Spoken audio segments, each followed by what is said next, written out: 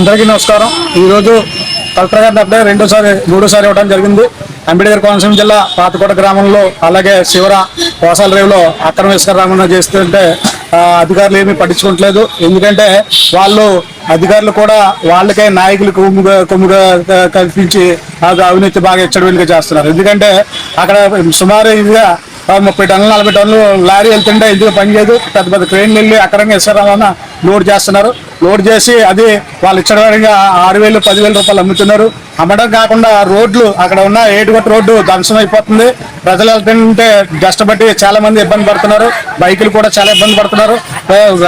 రాష్ట్రంలో ఇంత అవినీతి జరిగినా కూడా రాష్ట్రంలో ఎటువంటి స్పందన తీసుకుంటలేదు. కలెక్టర్ గారు అప్పుడే మూడోసారి ఇవ్వడం జరిగింది. ఎటువంటి అధికారులు కూడా ఎటువంటి స్పందించలేదు.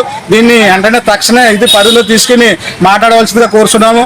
ఎటువంటి నాయకులు కానీ ఎటువంటి అధ్యక్షుల వాళ్ళు కానీ చాలా ఎక్కడికక్కడ ఇసుక కుంభకోణం అంటే బాగా హెచ్చరికగా జరుగుతుంది. కనుక దీన్ని అరికట్టాలని చెప్పేసి కోరుకుంటున్నాను.